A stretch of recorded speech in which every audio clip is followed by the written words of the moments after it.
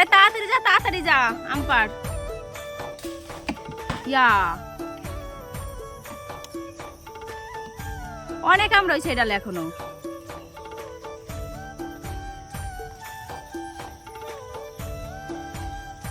পাতাই পড়ে বেশি।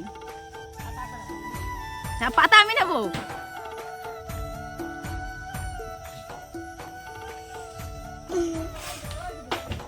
আরে তোমার মাথা সরাও, যেটা পাবি সেটা ব্যাগের মধ্যে বল। ফাঁকে ফাঁকে যেটা পরে দেখ, পুরা ব্যাগের মধ্যে নেই।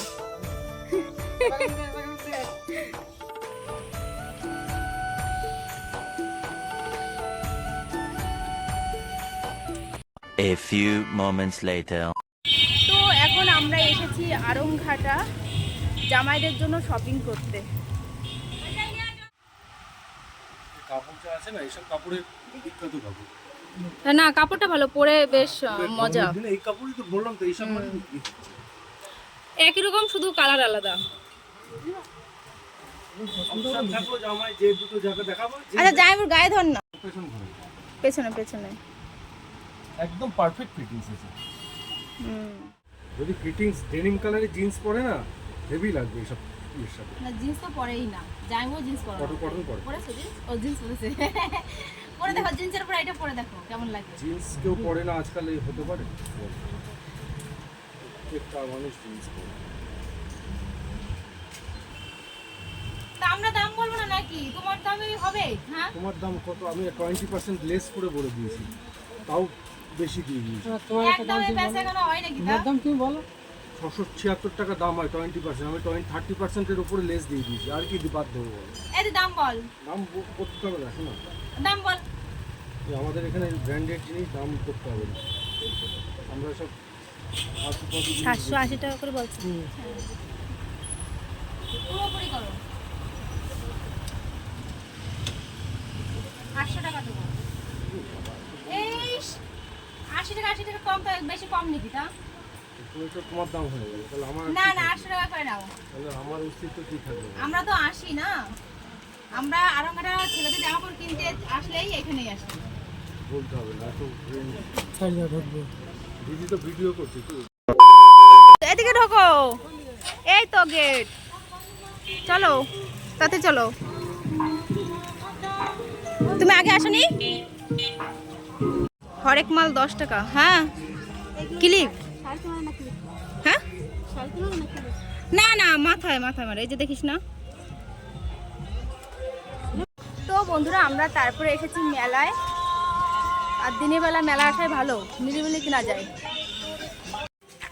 দাদা এগুলো গরু তো, কত করে নিবি?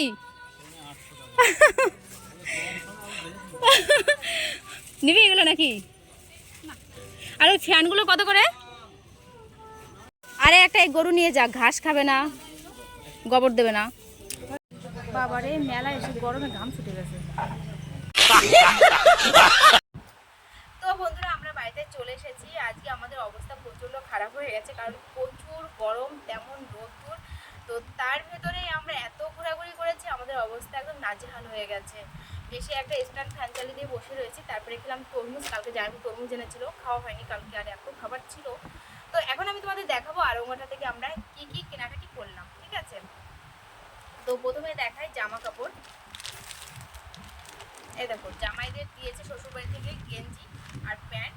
এটা আমার জামাইবুর গেঞ্জি, খুবই সুন্দর আর এত সুন্দর সফট না কাপড়টা, দেখো তোমরা, আমি ধরছি তোমরা বুঝতে পারবে, এত সুন্দর। সিম্পলি নেওয়া হয়েছে, এখন আর সেই আগেকার মতো অত ডিজাইন ভালো লাগে না।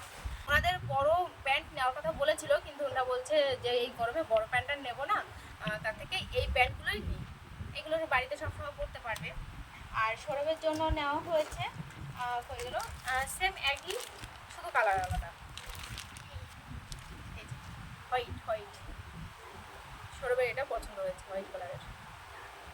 আর তার সঙ্গে এই যে প্যান্ট এই দেওয়া হয়েছে জামাইদের শ্বশুরবাড়ি থেকে।